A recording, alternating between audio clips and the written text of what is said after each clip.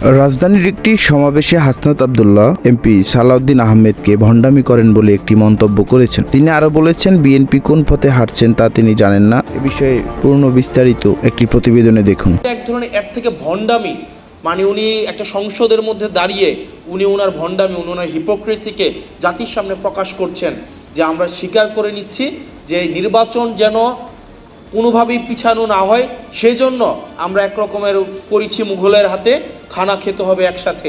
এইভাবে আমরা নির্বাচনটাকে মেনে নিয়েছি। দর্শক, হাসনাত আব্দুল্লাহ আজকে রাজধানীর একটি সমাবেশে সেইখানে সালাউদ্দিন আহমেদকে একটি কুরুচিপূর্ণ মন্তব্য করেছেন। মন্তব্যটি এরকমের ছিল, যেটা হচ্ছে যে তিনি বলেছেন যে সালাউদ্দিন আহমেদ ভণ্ডামি করেন সংসদে এবং তিনি একজন গিয়ে সরকারের প্রতিনিধি হয়ে বিভিন্ন রকমের বিভিন্ন কথা বলে থাকেন। অতএব হাসনাত আব্দুল্লাহর যে বিস্ফোরক মন্তব্য, সেই মন্তব্যতে আমরা বুঝতে পারি যে তিনি সালাউদ্দিন আহমেদকে বিভিন্নভাবে হেনস্থা করার জন্য, বিভিন্ন কাজে প্রশ্নবিদ্ধ করার জন্য বিভিন্ন কুরুচিপূর্ণ মন্তব্য করেছেন। এবং তিনি আরও অনেক এমপি মন্ত্রীদেরকে নিয়ে বিভিন্ন ধরনের মন্তব্য করেছেন এবং বিএনপি যে গভর্নমেন্ট আছে, গভর্নমেন্টের নাকি মুড সুইং হয় বিভিন্ন সময় বিভিন্ন রকমের, এইসব বিষয়ে তিনি আলাপ আলোচনা করেছেন। তো চলুন আমরা সম্পূর্ণ ভিডিওটি দেখি যে আসলে তিনি সেখানে কি বলেছেন। অতএব আপনারা এখন সম্পূর্ণ ভিডিওটি ধৈর্য ধরে দেখুন, তাহলেই বুঝতে পারবেন যে তিনি কী ধরনের মন্তব্য করেছেন। ওই দিন জনাব সালাউদ্দিন সাহেব বললেন, উনি মানে স্বীকার করলেন, এটা গভর্নমেন্টের একটা দীনতা, উনি স্বীকার করলেন যে আমরা আসলে যে একরকমের এটা ওনাদের সংস্কার নির্বাচন হওয়ার জন্য ওনারা তখন যা বলেছে সেটা মেনে নিয়েছে, মানে যা বলেছে সেটা মেনে নিয়েছে, শুধুমাত্র নির্বাচনটা যেন হয়ে যায়। এবং এটা এক ধরনের এর থেকে ভণ্ডামি, মানে উনি একটা সংসদের মধ্যে দাঁড়িয়ে উনি ওনার ভণ্ডামি, ওনার হিপোক্রেসিকে জাতির সামনে প্রকাশ করছেন যে আমরা স্বীকার করে নিচ্ছি যে নির্বাচন যেন কোনোভাবেই পিছানো না হয়, সেজন্য আমরা একরকমের করেছি মুঘলের হাতে, খানা খেতে হবে একসাথে। এইভাবে আমরা নির্বাচনটাকে মেনে নিয়েছি এবং সংস্কার ওই সময় আপনারা যা বলেছেন সেটাকে আমরা মেনে নিয়েছি। এখন যেহেতু আমরা নির্বাচিত হয়ে গিয়েছি, এখন আর মানুষকে, পিপলকে কেয়ার করার আমাদের কোনো সময় নাই। তো সেজন্য আমার কাছে মনে হচ্ছে যে গভর্নমেন্ট যেইভাবে যাচ্ছে এটা খুব সুখকর এবং দীর্ঘমেয়াদী কোনো ইতিবাচক প্রভাব রাখবে বলে আমার মনে হয় না। এবং আমাদের প্রত্যেকটা সিটিজেন বিট্রেড ফিল করছে, চিটেড ফিল করছে এবং প্রতিষ্ঠানগুলো বিট্রেড ফিল করছে। কারণ আপনি বলেছেন এবং পুলিশ সংস্কার কমিশন, পুলিশের সুরক্ষার জন্য পুলিশ সংস্কার কমিশন দরকার ছিল। আপনারা দেখেন পুলিশকে কিভাবে রাজনৈতিক হাতিয়ার হিসাবে ব্যবহার করা হয়েছে দীর্ঘ 17 বছর। ভাই, পুলিশই তো মানুষ। প্রতিদিন গোসলে সিরামের উজ্জ্বলতা মেরি সিরাম সোপবার। সে মানুষ না, তার তো নিজস্ব প্রোটেকশনের দরকার আছে। কিন্তু আপনি দেখেন আবার পুলিশের পোস্টিং, আবার পুলিশের প্রমোশন, আবার পুলিশের পদায়ন, সবগুলাকে আপনার মন্ত্রীর ইচ্ছার মধ্যে আপনি রেখে দিলেন। আবার আপনি দেখেন আপনার বিচার বিভাগের আপনার সংস্কারটা হয় নাই। এখানে সেক্রেটারি, ওই দিন আইনমন্ত্রী সংসদে দাঁড়াইয়া উনি অনেকগুলা সত্য উনি চেপে গিয়েছেন এবং উনি অনেকগুলা অসত্যের অবতারণা করেছেন কাব্যিকভাবে এবং খুবই এত এইভাবে লাই বলতে পারে, এটা আমার কাছে খুব অবাক হয়েছে। উনি বলেছেন পোস্টিং, প্রমোশন, পদোন্নতির এটার কোনো এখতিয়ার নাকি আইনমন্ত্রীর নাই। খাতা কলম অবশ্যই নাই, কিন্তু প্র্যাকটিসে আইনমন্ত্রী যেটা বলে সেটাই হয়। এখন আপনি একটা বিচারক, ফেয়ারলেস কোনো একটা বিচার কার্য পরিচালনা করবে, বাংলাদেশে তো এই পরিস্থিতি নাই। আপনি তার সেক্রেটারিয়েটে আপনি তাকে দখল করে রাখলেন। আমাদের ব্যুরোক্রেসিকে আপনি স্ট্রাকচারাল রিফরমেশন আনলেন না। এবং এটা না আনার কারণে যেটা হয়েছে, পুরা জাতির প্রত্যেকটা ভোটার, ইভেন বিএনপিকে যারা ভোট দিয়েছে তারাও প্রতারিত হয়েছে, তারাও নিজেরা চিটেড ফিল করছে। কারণ দিন শেষে তো বিএনপি রাষ্ট্র কাঠামোর বাইরে না। বিএনপির হয়তো আপনি যদি পার্টি পলিটিক্স করে একটা নির্দিষ্ট যদি অংশ 5% বা 10% পার্টি পলিটিক্স করে, ভোটার মানেই তো কর্মী না। যারা ভোট দিয়েছিল যে বিএনপি এসে এইগুলোর সংস্কার করবে, তারাও এখন বিট্রেড ফিল করছে। সেজন্য আমাদের এখন রিঅর্গানাইজ হইতে হবে। আমাদের এখানে যারা আছে আমাদের রিঅর্গানাইজ হইতে হবে। আমাদেরকে মনে রাখতে হবে শুধুমাত্র ফাইটটা সংসদের ভিতরে না, আমাদের সংসদের বাইরে, আমাদের প্রত্যেকটা জায়গা থেকে আমাদের এই যে সংস্কারের যে আকাঙ্ক্ষা, আমাদের রাষ্ট্র কাঠামোর প্রত্যেকটা ব্যক্তি, প্রত্যেকটা আমজনতা যে নাগরিক হয়ে উঠবে, সেই লড়াইটা আমাদের সেটা অব্যাহত রাখতে হবে। সেটা সংসদের ভিতরে এবং সংসদের বাইরে একইভাবে অব্যাহত রাখতে হবে। আবার যেন এমন কোনো সিস্টেম বিদ্যমান না থাকে যেই সিস্টেমের মধ্য দিয়ে আবার নতুন করে শেখ হাসিনা উৎপাদন না হয়। আমাদের আবার মাথায় রাখতে হবে সেটার মধ্য দিয়ে একজন ব্যক্তি ঢুকে আবার শেখ হাসিনা হয়ে বের হবে, এরকম কোনো যেন রাষ্ট্র ব্যবস্থা বাংলাদেশে বিদ্যমান না থাকে। সেজন্য আমাদের লড়াইটা অব্যাহত রাখতে হবে। আপনারা ভালো থাকবেন, আপনারা সুস্থ থাকবেন, আপনাদের সাথে দেখা হবে। এবং আমরা যেহেতু 5ই আগস্ট জুলাইয়ের মধ্য দিয়ে আমরা এই প্রজন্ম গিয়েছি, আমরা সংস্কার অবশ্যই আনবো, আজকে না হোক আগামীকাল না হোক পরশু। এটা অবশ্যই, এটা জাতি, এটা হচ্ছে আমাদের নিয়তি এবং এটা হচ্ছে আমাদের চূড়ান্ত, আমাদের বাংলাদেশের প্রয়োজন, বাংলাদেশের চূড়ান্ত নিয়তি হচ্ছে এই সংস্কার। আমাদের গভর্নমেন্টের অনেক মুড সুইং হয়, মানে গভর্নমেন্ট আসলে কি এটা বোঝা যাইতেছে না।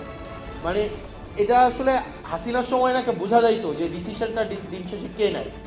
মানে দিন শেষে দেখবেন ডিভোর্সের প্রবলেমও দিন শেষে ডিসিশন দেয় হাসিনা, দিন শেষে সবাই দৃষ্টি আকর্ষণ করতে হাসিনার। তো এখন আসলে এই জায়গায় মানে ডিসিশনটা আমার কাছে মনে হইতেছে there are so many governments within the government, আমার কাছে এটা মনে হইতেছে।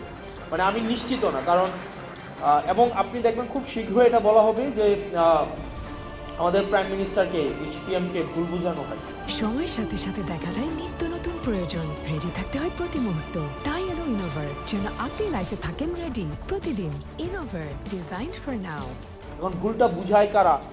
দেখা যায় এখানে অনেক ধরনের ফ্রিঞ্জ এলিমেন্ট আমার কাছে মনে হয় গভর্নমেন্টের সাথে আছে, যারা আমাদের যে জন আকাঙ্ক্ষা তৈরি হয়েছিল, রাষ্ট্রের যে আকাঙ্ক্ষা তৈরি হয়েছিল, সেই জায়গা থেকে গভর্নমেন্টকে অনেক দূরে সরিয়ে নিচ্ছে।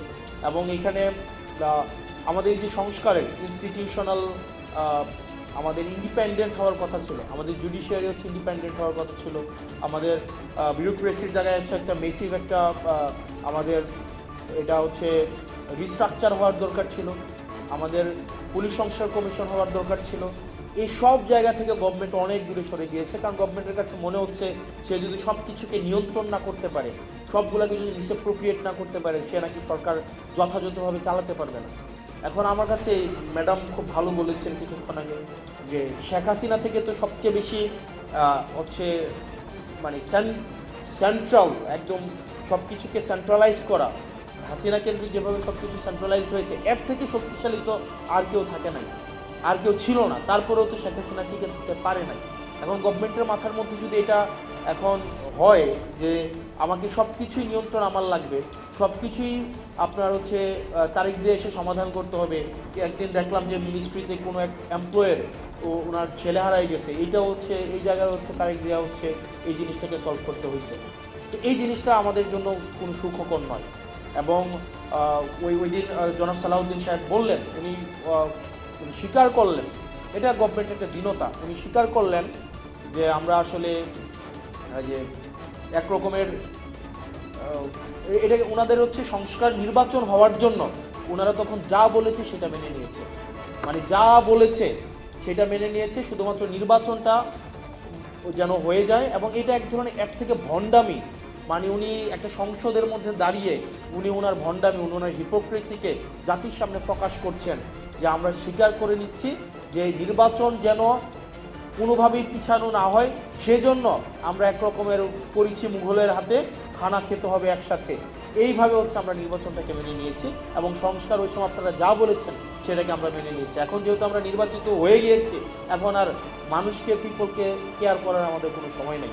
তো সেই জন্য আমার কাছে মনে হচ্ছে যে গভর্নমেন্ট যেইভাবে যাচ্ছে এটা খুব সুখকর এবং দীর্ঘমেয়াদী কোনো ইতিবাচক প্রভাব রাখবে বলে আমার মনে হয় না।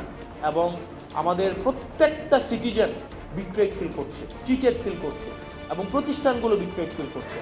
কারণ আপনি বলেছেন, এবং পুলিশ সংস্কার কমিশন, পুলিশের সুরক্ষার জন্য পুলিশ সংস্কার কমিশন দরকার ছিল।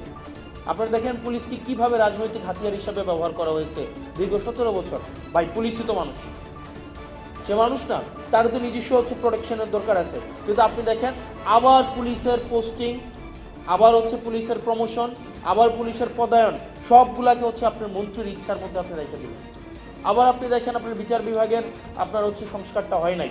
এখানে সেক্রেটারি, ওই দিন আইনমন্ত্রী সংসদে দাঁড়াইয়া উনি অনেকগুলা সত্য উনি চেপে গিয়েছেন, এবং উনি অনেকগুলা অসত্যের অবতারণা করেছেন কাব্যিকভাবে, এবং খুবই মানে এত মানে এইভাবে লাই বলতে পারে, এটা আমার কাছে খুব অবাক হয়েছে।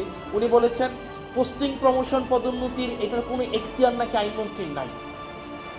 খাতা কলম অবশ্যই নাই, কিন্তু প্র্যাকটিসে আইনমন্ত্রী যেটা বলে সেটাই হয়। এখন আপনি একটা বিচারক, ফেয়ারলেস কোনো একটা বিচার কার্য পরিচালনা করবে বাংলাদেশে, এই পরিস্থিতি নাই। আপনি তার সেক্রেটারিয়েটে আপনি তাকে দখল করে রাখেন। আমাদের ব্যুরোক্রেসিকে আপনি হচ্ছেন স্ট্রাকচারাল ইনফরমেশন আনলেন না, এবং এটা না আনার কারণে যেটা হয়েছে, পুরা জাতির প্রত্যেকটা ভোটার, ইভেন বিএনপিকে যারা ভোট দিয়েছে তারাও প্রতারিত হয়েছে, তারাও নিজেরা চিটেড ফিল করছে। কারণ দিন শেষে তো বিএনপি রাষ্ট্র কাঠামোর বাইরে না। বিএনপির হয়তো আপনি যদি পার্টি পলিটিক্স করে কত, মানে একটা নির্দিষ্ট যদি অংশ 5% বা 10% পার্টি পলিটিক্স করে, ভোটার মানেই তো কর্মী না। যারা ভোট দিয়েছিল যে বিএনপি এসে এইগুলোর সংস্কার করবে, তারাও এখন বিট্রেড ফিল করছে। সেজন্য আমাদের এখন আবার রিঅর্গানাইজ হইতে হবে। আমাদের এখানে যারা আছে আমাদের রিঅর্গানাইজ হইতে হবে। আমাদেরকে মনে রাখতে হবে শুধুমাত্র ফাইটটা সংসদের ভিতরে না, আমাদের সংসদের বাইরে, আমাদের প্রত্যেকটা জায়গা থেকে আমাদের এই যে সংস্কারের যে আকাঙ্ক্ষা, আমাদের রাষ্ট্র কাঠামোর প্রত্যেকটা ব্যক্তি, প্রত্যেকটা আমজনতা যে নাগরিক হয়ে উঠবে, সেই লড়াইটা আমাদের সেটা অব্যাহত রাখতে হবে। সেটা সংসদের ভিতরে এবং সংসদের বাইরে একইভাবে অব্যাহত রাখতে হবে। আবার যেন এমন কোনো সিস্টেম বিদ্যমান না থাকে যে সিস্টেমের মধ্য দিয়ে আবার নতুন করে শেখ হাসিনা উৎপাদন না হয়। আমাদের আবার মাথায় রাখতে হবে। দর্শক, 12ই ফেব্রুয়ারি বাংলাদেশে 13ত্রয়োদশ জাতীয় নির্বাচন হয় এবং সেই নির্বাচনে বিএনপি সরকার আর কি গভর্নমেন্ট করেন, আর কি গভর্নমেন্ট মন্ত্রিপরিষদ গঠন করেন। তারা বর্তমানে রাষ্ট্রকে এই 2 মাস যাবৎ সুন্দরভাবে সুষমভাবে চালানোর জন্য বিভিন্ন রকমের প্রয়াস এবং প্রচেষ্টা চালাচ্ছেন। এখন বিএনপি সরকার বিভিন্ন সময় হোঁচট খায়, যেটা আসলে তাদের মন্তব্যে বোঝা যায়, এবং সংসদে বিভিন্ন রকমের প্রতিক্রিয়া তৈরি হয়, যে জুলাই সনদ বাস্তবায়ন এবং অন্যান্য যে বিষয়গুলো, কিছুদিন আগে তেলের সংকট গেছে, সেই সব বিষয় নিয়ে বিরোধী দলের সাথে সরকার দলের বিভিন্ন ধরনের আলাপ আলোচনা হয়ে থাকেন। তো সংসদ এমন একটি জায়গা যেইখানে আসলে এই সব বিষয়, জাতীয় যে বিষয়গুলো, সেই বিষয়গুলো নিয়ে আলোচনা ওইখানে হবে। সেখানে অবশ্যই গলাবাজি করবে, বিভিন্ন মন্ত্রীরা কিন্তু সেই গলাবাজির কথা বলে থাকেন, যেখানে গলাবাজি হবে। তবে বিরোধী দল হোক, দলীয় এবং সরকারি দল হোক, দুই দলেরই তাদের সামঞ্জস্যতা বজায় রেখে তারপর কথাবার্তা বলা উচিত। তো বিভিন্ন সময় দেখা যায় যে আমাদের বিভিন্ন এমপিরা তারা বিভিন্ন রকমের বাজে মন্তব্য করেন, এবং বিভিন্ন নেতারাও আছেন, তারা আসলে বহিরাগত, তারা সংসদে যায় না, তারাও বিভিন্ন যে এলিট, সর্বোচ্চ লেভেলের যারা নেতা বাংলাদেশে আছেন বর্তমানে বিএনপিতে, তাদেরকে নিয়ে বিভিন্ন বাজে মন্তব্য করে থাকেন।